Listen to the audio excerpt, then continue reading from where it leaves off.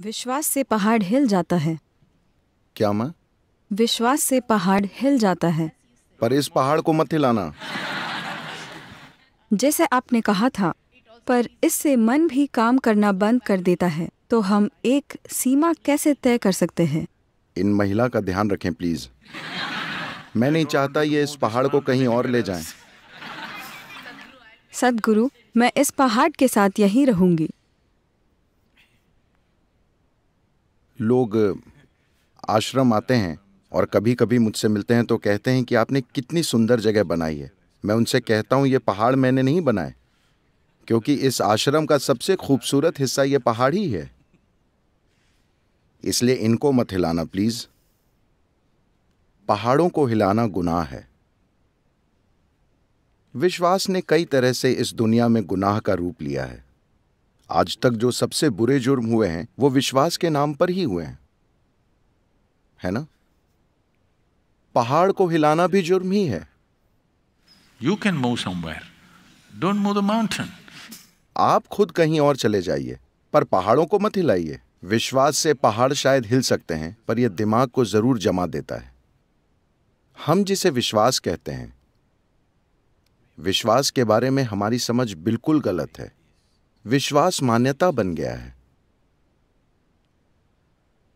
आप कुछ मान लेते हैं और आपको लगता है यही विश्वास है। आज जिस तरह से विश्वास शब्द का इस्तेमाल हो रहा है, एक तरह की मान्यता एक विश्वास कहलाता है, दूसरे तरह की मान्यता दूसरा विश्वास कहलाता है। मैंने वो बात उस संदर्भ में कही थी। अगर आप कुछ बातों पर बहुत ज्यादा विश्वास करते हैं तो वो इसलिए है क्योंकि या तो आप उस संस्कृति में पैदा हुए हैं, या किसी ने आपके ऊपर बहुत मेहनत की है, या किसी मजबूरी की वजह से आपको ये मानना पड़ रहा है। जिस पल आप मान लेते हैं कि हां यही है, तो फिर आपको मन की जरूरत नहीं है। मन खोज करने का जरिया है, न कि अंतिम नतीजे निकालने का। पर अफसोस आज ज्यादातर लोग अपने मन के द्वारा अंतिम नतीजों तक पहुंच रहे हैं। ये मन अंतिम नतीजे निकालने के लिए नहीं है, ये खोज करने का औजार है। इसकी मदद से आप जिंदगी को निरंतर और ज्यादा गहराई से समझ सकते हैं, अनुभव और बोध के गहरे तरीकों से। मन का यही महत्व है। अगर आपको सिर्फ अंतिम नतीजों तक पहुंचना हो तो इतने जटिल ढंग से बना मन जरूरी नहीं है। आपको इसकी जरूरत नहीं है। शक करने की बीमारी को आप विश्वास से ठीक करने की कोशिश करते हैं। नहीं, आपको अपने तर्क शुद्ध करने होंगे। आपको अपने मन की प्रकृति को शुद्ध करना होगा। आपको यह समझना होगा कि इस दुनिया में कोई भी पक्ष लिए बिना भी जीने का एक तरीका है। इसलिए आसन है योग आसन। अब समझ आया? आप खुद को यहां वहां घुमाते हैं ये समझने के लिए कि मैं जिंदगी में कोई खास पक्ष नहीं लेना चाहता, मैं इस ओर या उस ओर फंसना नहीं चाहता। मैं जिंदगी को हर संभव दिशा में जानना चाहता हूं। इस जिंदगी में जितनी भी संभावनाएं हैं, मैं उन्हें जिंदा रहते हुए जानना चाहता हूं। अगर आपको ऐसा करना है तो फ्लेक्सिबल मन चाहिए। ऐसा मन जिसने कोई पक्ष न लिया हो, जो किसी चीज पर विश्वास या अविश्वास न करता हो। ऐसा मत सोचिए अविश्वास कोई विकल्प है।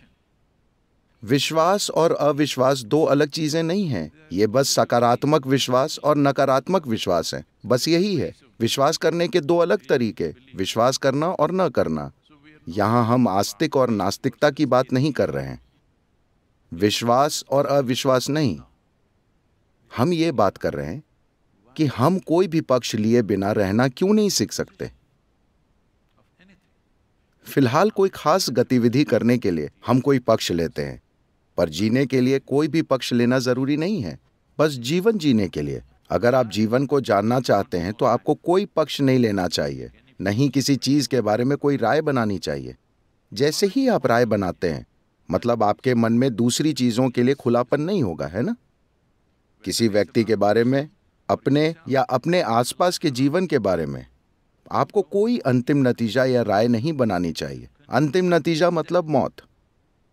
हाँ, जीवन का मतलब है कोई अंतिम नतीजा नहीं आप देख रहे हैं। अपनी दृष्टि को साफ करने के बजाय आप अंतिम नतीजा निकाल रहे हैं। क्योंकि ऐसा करने से एक खास निश्चितता आती है, एक खास यकीन पैदा होता है। जिस पल आप किसी चीज पर विश्वास करते हैं, आप में कॉन्फिडेंस आता है। स्पष्ट दृष्टि के बिना कॉन्फिडेंस एक मुसीबत है।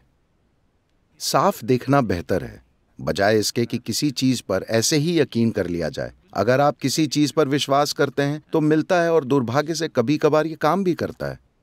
हम इस बारे में काफी समय से बात करते आए हैं। अगर आप कोई सड़क भी पार करना चाहते हैं तो आपको नजर की जरूरत होगी, कॉन्फिडेंस की नहीं। कॉन्फिडेंस आपको मरवा सकता है। अगर ट्रैफिक कम हुआ तो काम चल जाएगा। इसके साथ यही दिक्कत है ना? अगर सड़क पर कम रफ्तार में हल्का ट्रैफिक है तो आप बच जाएंगे और आपको लगेगा ये तरीका काम करता है। आप हर जगह इसे अपनाने लगेंगे तो आपकी टक्कर हो जाएगी। इसलिए आपको कॉन्फिडेंस की जरूरत नहीं है। अगर आप अपनी कॉन्फिडेंस की जरूरत को छोड़ दें तो आप आराम से जी सकते हैं, चाहे आप कुछ ना जानते हो। दरअसल आप कुछ नहीं जानते, इस बात को समझिए। आपको वाकई इस अस्तित्व की प्रकृति के बारे में कुछ नहीं पता, है ना? हाँ या ना? आपको नहीं पता कब ये पूरा सौर मंडल बिखर जाएगा। शायद ये कल सुबह हो जाए। क्या आपको पता है? क्या आपको पता है कल सुबह ये बिखरने वाला है या नहीं? क्या आपको पता है? आपको नहीं पता कि आप कब दम तोड़ देंगे। आप नहीं जानते वो कब होगा, लेकिन कोई बात नहीं। पर अगर आपका मन विश्वास की तलाश में है तो आप सिर्फ यहां की चीजों को ही नहीं जानते। मृत्यु के बाद आप कहां जाएंगे, वहां आपके किस तरह की सुख सुविधाएं मिलेंगी, आपको सब पता है। This kind of knowing is what needs to go. इस तरह का ज्ञान आपको छोड़ना होगा।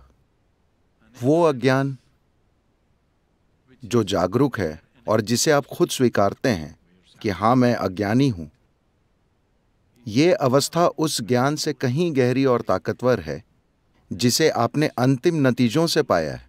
आपने हर किसी और हर चीज के बारे में अंतिम नतीजे निकाल रखे हैं। अपने जीवन में एक साधारण साधना अपनाकर देखिए। आप सभी जो भी अंतिम नतीजे आपने निकाले हैं, अपने बारे में, आसपास के लोगों के बारे में, आसपास की चीजों के बारे में, उन्हें आज रात बस भूल जाइए। कल सुबह उठकर हर चीज को एक नए नजरिए से देखिए। ऐसा रोज कीजिए। कम से कम कोशिश कीजिए कि उठने के बाद 1 घंटे तक ऐसा कर सके। आप देखेंगे कि इसमें कितनी मेहनत लगती है। समझे? यह मेहनत का काम है। 24 घंटे हर चीज को नए नजरिए से देखना। जब आप नए नजरिए से हर चीज देखेंगे तो एक भी मौका हाथ से नहीं जाएगा। हर चीज आपको जीवन से भरपूर लगेगी। एक और लोगों को कुछ नहीं दिखेगा, वहीं आप सब कुछ देख लेंगे। जहां दूसरे सिर्फ मुश्किलें देखेंगे, आप जिंदगी की संभावनाएं खोज लेंगे। पर जब आप अंतिम नतीजे निकाल लेते हैं, आप अपना एक नतीजा बना लेते हैं और उस पर टिक जाते हैं और उस पर स्वर्ग की छाप लगवाकर उसे विश्वास का नाम देते हैं, किसी उच्च अधिकारी के कह देने से अज्ञान सत्य नहीं बन जाता।